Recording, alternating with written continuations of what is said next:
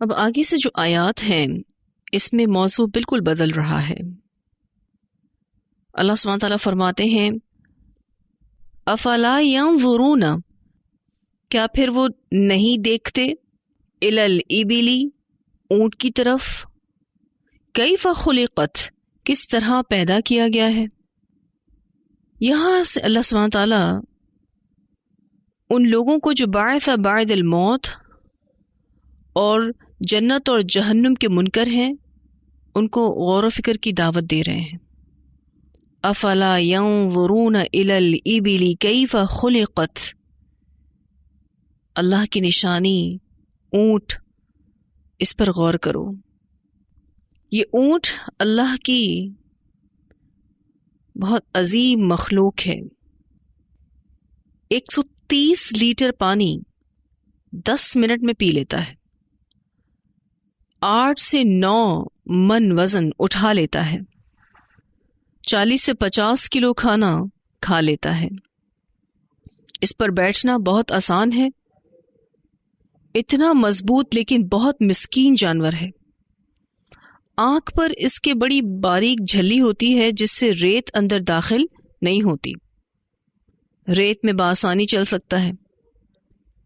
صحرا کی گرمی برداشت کر لیتا ہے اور کئی دن کھائے پیے بغیر رہ سکتا ہے. پانی کی کمی کی وجہ سے اس کے جسم میں بلڈ سرکولیشن رکتی نہیں ہے. سخت سے سخت خوراک کانٹے وغیرہ بھی کھا لیتا ہے. اس کے جو ہونٹ اللہ نے بنائے ہیں وہ بالکل ربڑ کی طرح ہیں. تقریباً 40 کلو چربی اپنی کوہان میں جمع کر لیتا ہے. اس کے ناک کے نتھنے ایسے ہیں کہ اڑنے والی ریت سے یہ بچنے میں مددگار ہیں. تو اللہ سبحانہ تعالیٰ نے جو عرب کے بدو تھے، خانہ بدوش تھے، ان کو سب سے پہلے اونٹ کی طرف توجہ دلائی ہے. تو یہ دلائل ایسے ہیں کہ ایک بدوی بھی اس پر غور و فکر کر سکتا ہے. اللہ تعالیٰ فرماتے ہیں افلا ینظرون الی الابل کیف خلقت، دیکھو اس اونٹ پر غور و فکر کرو. اس کا گوشت، اس کا دودھ، اس کا اون تمہارے کام آتا ہے. اس کے پنجے کیسے چوڑے اللہ نے بنائے جو ریت میں دھستے نہیں ہیں. عربوں کے ہاں یہ ایک قیمتی متاع مانا جاتا ہے. صحرائی سفر میں یہ ان کا مستقل رفیق ہوتا ہے. جیسے میں نے آپ سے ذکر کیا کہ کھائے پیے بغیر کئی دن تک رہ سکتا ہے. اسے کھانے کے لیے اگر کانٹے دار جھاڑیاں مل جائیں، خشک گھاس مل جائے یا پتے مل جائیں، یہ اپنا پیٹ بھر لیتا ہے. جتنے بھی بوجھ اٹھانے والے جانور ہیں ان سب کے مقابلے میں سب سے زیادہ بوجھ اٹھا لیتا ہے. گویا یہ ان عربوں کے لیے قیمتی متاع کی حیثیت رکھتا ہے. اللہ تعالیٰ فرماتے ہیں اس اونٹ پر غور و فکر کرو، دیکھو اللہ کی کتنی بڑی نشانی ہے.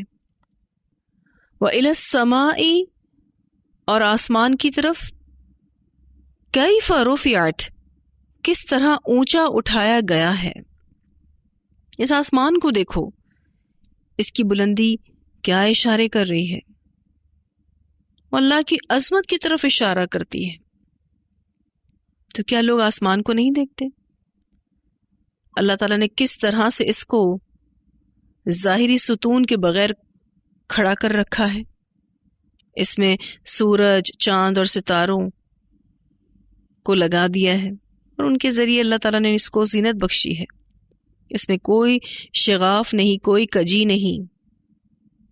وَإِلَى السَّمَاءِ كَيْفَ رُفِعَتْ، اور آسمان کی طرف یعنی غور و فکر کرو، دیکھو کس طرح اونچا اٹھایا گیا ہے. آسمان کی وسعت کا تو یہ عالم ہے کہ اس میں لاکھوں کروڑوں سیارے گردش کر رہے ہیں.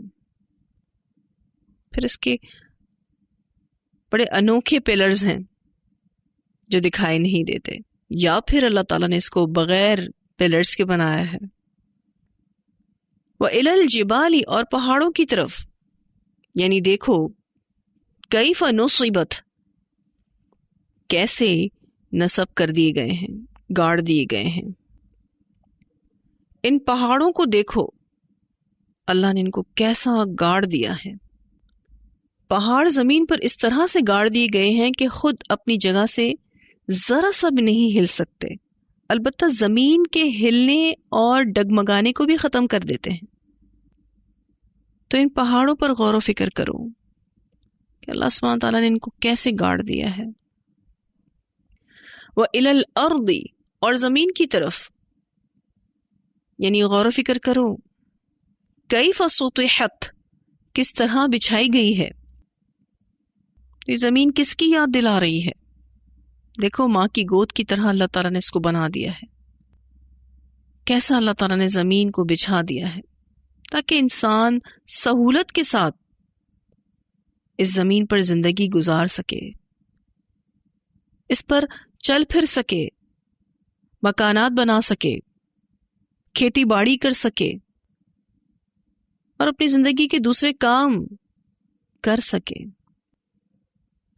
اللہ تعالیٰ نے زمین کو گول بنایا ہے، لیکن اس کے باوجود بھی آپ دیکھیں کہ جب ہم اس پر سفر کرتے ہیں تو یہ ہمیں ہموار نظر آتی ہے. تو یہ بھی زمین کی وسعت کی دلیل ہے.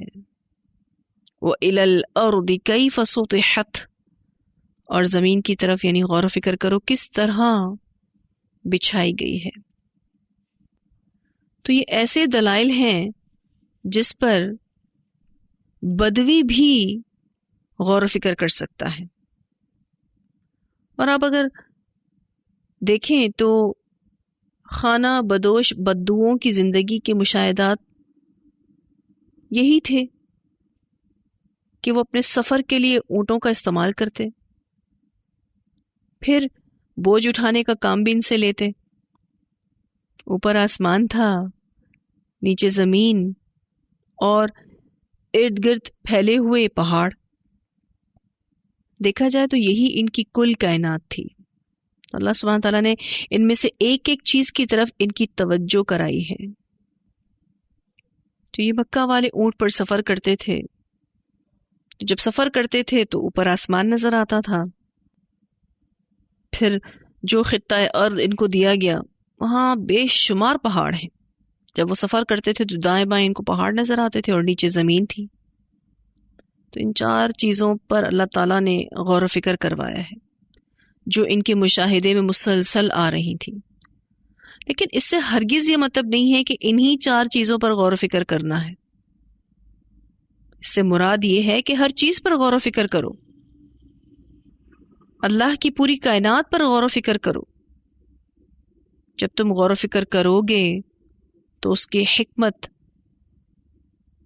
اس کا کمال قدرت، اس کی عظمت، اس کا کمال علم تمہیں پتہ چلے گا.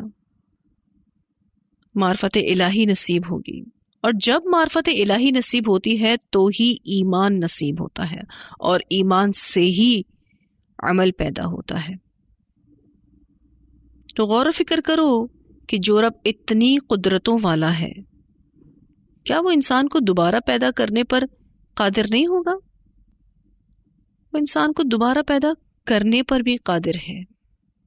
وہ اللہ ہی عظیم رب ہے، خالق کائنات ہے، مالک ہے اور معبود حقیقی ہے. اس کے سوا کوئی اور عبادت کے لائق ہے ہی نہیں.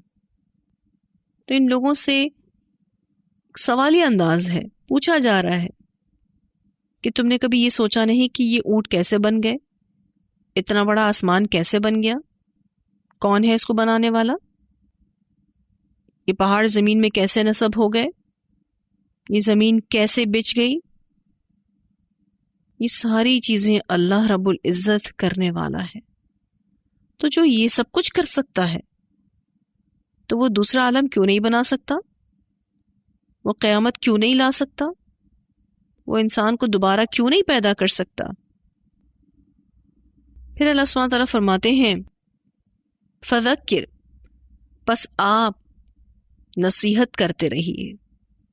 رسول اللہ صلی اللہ علیہ وسلم سے کہا جا رہا ہے کہ آپ لوگوں کو تذکیر کیجئے.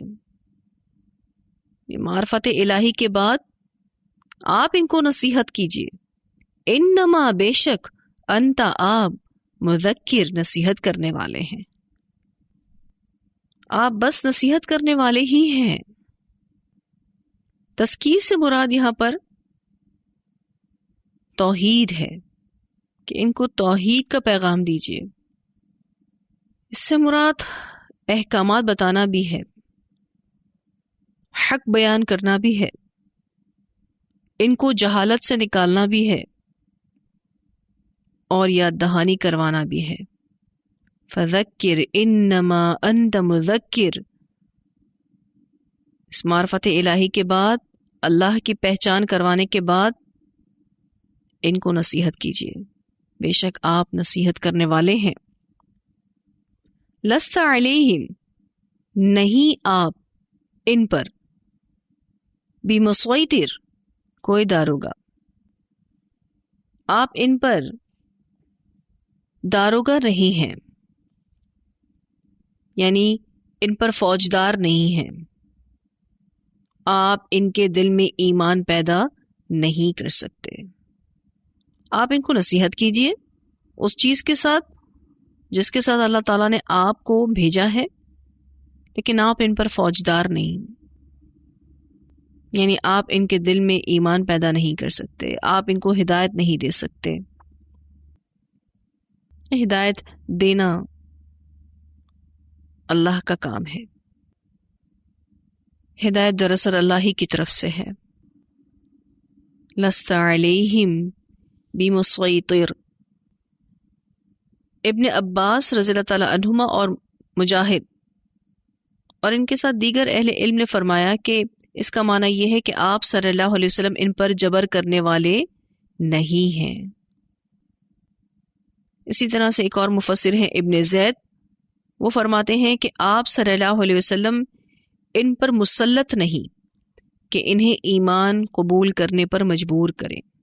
اللہ تعالیٰ نے آپ صلی اللہ علیہ وسلم پر یہ ذمہ داری نہیں ڈالی. اس آیت میں اللہ تعالیٰ نے نبی اکرم صلی اللہ علیہ وسلم کو ان کی ذمہ داری بتائی، ان کو بتایا کہ آپ اللہ کا پیغام پہنچانے والے ہیں، آپ اسے پہنچاتے رہیے.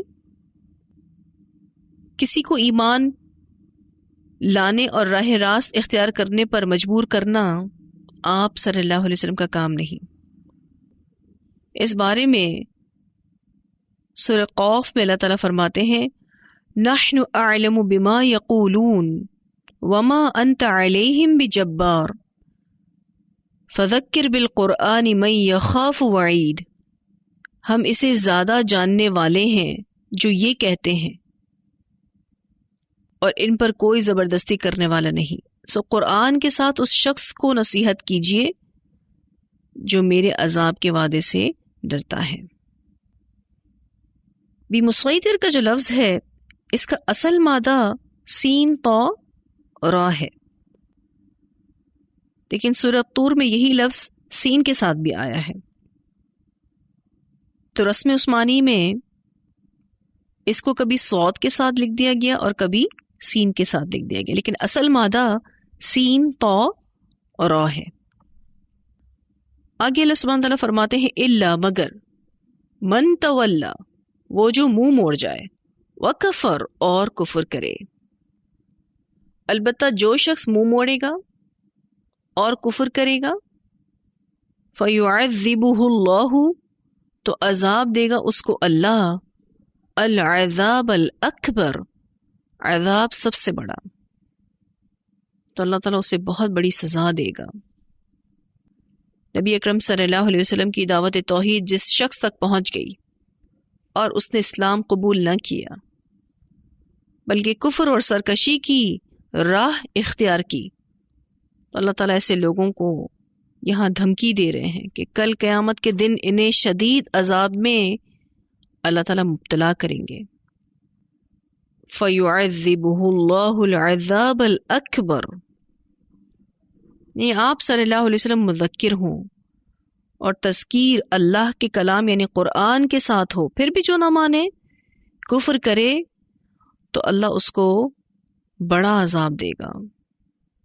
ان الینا، بے شک ہماری طرف، ایابہم، ان کا لوٹنا ہے، یعنی وہ اللہ سے بھاگ کر کہیں نہیں جا سکتے، انہیں بہرحال اللہ کے پاس ہی آنا ہے۔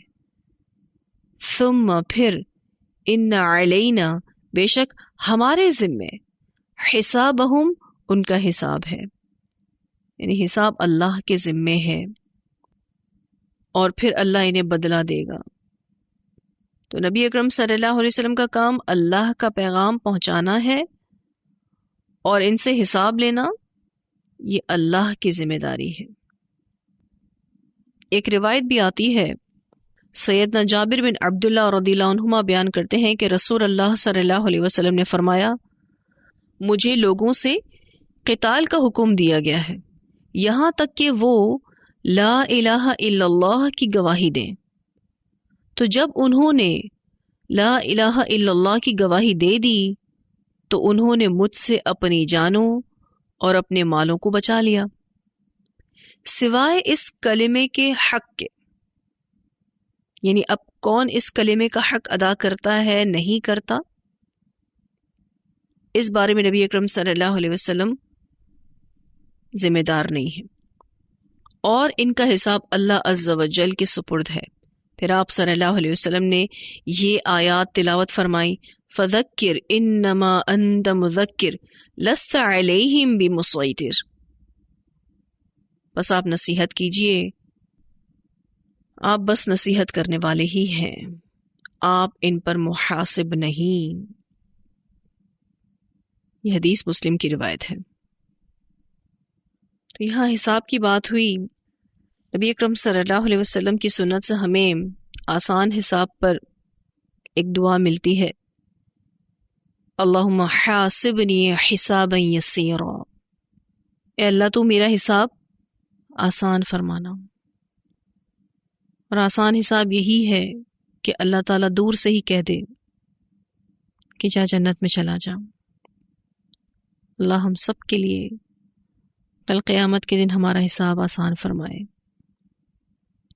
اللہم حاسبنی حسابا یسیرا، اللہم حاسبنی حسابا یسیرا، اللہم حاسبنی حسابا یسیرا۔ اتنی آیات کی تلاوت سنتے ہیں۔ افلا ينظرون الى الابل كيف خلقت والى السماء كيف رفعت والى الجبال كيف نصبت والى الارض كيف سطحت فذكر انما انت مذكر لست عليهم بمسيطر الا من تولى وكفر فيعذبه الله العذاب الاكبر ان الينا ايابهم ثم ان علينا حسابهم۔ یہاں الحمدللہ ہماری سورۃ الغاشیہ مکمل ہوئی، اور ساتھ ساتھ ہمارا یہ لیسن بھی مکمل ہوا، اور الحمدللہ اللہ سبحانہ تعالیٰ کی توفیق سے نصف پارہ بھی ہو گیا۔ وما توفیقی الا باللہ، اللہ ہم سب سے اس کو قبول فرمائے۔ اس سے پہلے جو ہم نے سورۃ الاعلیٰ پڑھی اور اب ہم نے سورۃ الغاشیہ پڑھی، ہم دیکھتے ہیں کہ نبی اکرم صلی اللہ علیہ وسلم اس کو جمعہ کی نماز میں پڑھا کرتے تھے، اور اس کے علاوہ عیدین میں بھی پڑھا کرتے تھے۔ ان دونوں صورتوں میں کچھ مماثلتیں بھی ہیں، جیسے کہ ہم دیکھتے ہیں کہ سورہ اعلیٰ میں اللہ تعالیٰ فرماتے ہیں الذی خلق فسوی، تو اس کی بہترین تفسیر جو ہے وہ سورۃ الغاشیہ میں ملتی ہے۔ اللہ سبحانہ تعالیٰ فرماتے ہیں افلا ينظرون الى الابل كيف خلقت والى السماء كيف رفعت والى الجبال كيف نصبت والى الارض كيف سطحت۔ پھر آپ دیکھیں تو اللہ سبحانہ تعالیٰ نے جو سورۃ الاعلیٰ میں فرمایا کہ فذکر ان نفعت الذکریٰ سیذکر من یخشی ویتجنبها الاشقی الذی یصلی النار الکبریٰ. یہاں اس سورۃ الغاشیہ میں بھی اللہ تعالیٰ نبی اکرم صلی اللہ علیہ وسلم سے تذکیر کرنے کا کہہ رہے ہیں. فذکر انما انت مذکر لست علیہم بمسیطر، یعنی آپ لوگوں کو نصیحت کیجیے اور آپ ان پر داروغہ بنا کر نہیں بھیجے گئے. الا من تولی وکفر، مگر وہ جو منہ موڑ جائے اور کفر کرے. تو وہاں یہ بات ہوئی تھی الذی یصلی النار الکبریٰ، اور یہاں یہ بات ہوئی فیعذبہ اللہ العذاب الاکبر، یعنی جو بھی بدبخت ہے اس کو اللہ سبحانہ تعالیٰ بڑی آگ میں ڈالیں گے، اس کو اللہ تعالیٰ بڑا عذاب دیں گے، بڑی سزا دیں گے. پھر آپ دیکھیں تو سورۃ الاعلیٰ میں اللہ تعالیٰ فرماتے ہیں والآخرۃ خیر وابقی. اللہ تعالیٰ نے اس سورۃ الغاشیہ میں پھر جنت والوں کا ذکر کیا اور کافی طویل ذکر کیا بنسبت جہنم والوں کے. اگر آپ دیکھیں تو جنت والوں کے لیے 9 آیات میں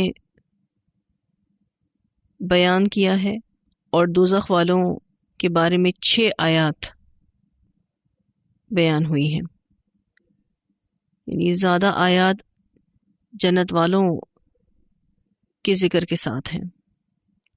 تو آیات میں بھی یہ ربط غالب ہے، والآخرۃ خیر وابقی. اللہ سبحانہ تعالیٰ نے جنت کی ہلکی سی جھلک پیش کی ہے تاکہ بندے اس جنت کو پانے کے لیے محنت کریں، جد و جہد کریں، کوشش کریں. تو یہ کچھ مماثلتیں تھیں ان دونوں صورتوں میں. اللہ سبحانہ تعالیٰ ہم سب کو بہترین عمل کرنے والا بنائے کہ ہم سب اللہ سبحانہ تعالیٰ کی باقی بیان کرنے والے ہوں، دل سے اللہ سبحانہ تعالیٰ کی باقی بیان کرنے والے ہوں. ہم جتنا اللہ سبحانہ تعالیٰ کی کائنات پر غور و فکر کرتے جائیں گے، جتنا ہم اللہ کو پہچانتے جائیں گے، اتنا ہی ہماری عبادتوں میں لطف آنا شروع ہوگا، اتنا ہی ہم دل سے عمل کرنے والے ہوں گے اور اتنا ہی ہمارا غیب پر ایمان مضبوط ہوگا. تو یہ آیات بڑی ہی اہم ہیں اور بہت زیادہ غور و فکر کا تقاضا کرتی ہیں. اپنے لیے کچھ اسباق ڈھونڈیں، اس میں غور و فکر کریں، کائنات پر بھی غور و فکر کریں اور اپنی عبادتوں کو مضبوط کریں، اپنے اذکار کو مضبوط کریں اور دل کی گہرائیوں سے، رغبت سے اپنے اس رب کی عبادت کریں جو واقعی عبادت کے لائق ہے. کبھی کبھی ہم غور و فکر کرتے ہیں تو ہمیں اس بات کا احساس ہوتا ہے کہ اللہ کتنا بڑا ہے، اللہ کی عظمت اتنی زیادہ دل میں محسوس ہوتی ہے، اور پھر جب اس کے بعد ہم اس کی عبادت کرتے ہیں تو اس کا لطف ہی کچھ اور ہے، اس کا مزہ ہی کچھ اور ہے. پھر ہم ایک بار بھی سبحان اللہ کہتے ہیں، اللہ اکبر کہتے ہیں، الحمدللہ کہتے ہیں، تو وہ اہمیت رکھتا ہے کیونکہ وہ دل کی گہرائیوں سے ہوتا ہے. اور اللہ تعالیٰ کو یہ بہت پسند ہے کہ اس کا بندہ اس کی کبریائی بیان کرے، اس کا بندہ اس کی تسبیح بیان کرے، اور جو بھی عبادت اللہ تعالیٰ کی کرے صرف اور صرف اللہ کے لیے کرنے والا ہو، توحید پر مبنی ہو، شرک سے پاک ہو. پھر اللہ تعالیٰ بہت خوش ہوتا ہے ایسے بندے سے. پھر اللہ اس کی دنیا کو بھی بہتر بناتا ہے اور آخرت کو بھی بہتر بناتا ہے. اللہ تعالیٰ ہمارے دلوں میں اپنی سچی معرفت ڈال دے. اللہ ہمارے دلوں کو اپنی عظمت سے، اپنی کبریائی سے بھر دے، اپنی محبت سے بھر دے. اللہ ہم سب کو اپنے پسندیدہ بندوں میں شامل کر لے. اللہ اپنے سے ڈرنے والا بنا دے۔ اللہ تعالیٰ ہمیں، ہماری اولادوں کو، ہمارے گھر والوں کو، کل مومن مسلمانوں کو بلند و بالا جنتوں میں داخل کرنے والا بنائے۔ اس سورت کی ایک اور تلاوت سنتے ہیں۔ بسم اللہ الرحمن الرحیم هل أتاك حديث الغاشية وجوه يومئذ خاشعة عاملة ناصبة تصلى نارا حامية تسقى من عين آنية ليس لهم طعام إلا من ضريع لا يسمن ولا يغني من جوع وجوه يومئذ ناعمة لسعيها راضية في جنة عالية لا تسمع فيها لاغية فيها عين جارية فيها سرر مرفوعة وأكواب موضوعة ونمارق مسفوفة وزرابي مبثوثة أفلا ينظرون إلى الإبل كيف خلقت وإلى السماء كيف رفعت وإلى الجبال كيف نصبت وإلى الأرض كيف سطحت فذكر إنما أنت مذكر لست عليهم بمسيطر إلا من تولى وكفر فيعذبه الله العذاب الأكبر إن إلينا إيابهم ثم إن علينا حسابهم وآخر دعوانا الحمد لله رب العالمين سبحانك اللهم وبحمدك نشهد أن لا إله إلا أنت نستغفرك ونتوب إليك سبحان ربك رب العزة عما يصفون وسلام على المرسلين والحمد لله رب العالمين ربنا تقبل منا إنك أنت السميع العليم وتب علينا إنك أنت التواب الرحيم ربنا تقبل منا إنك أنت السميع العليم وتب علينا إنك أنت التواب الرحيم ربنا تقبل منا إنك أنت السميع العليم وتب علينا إنك أنت التواب الرحيم إلهي آمين۔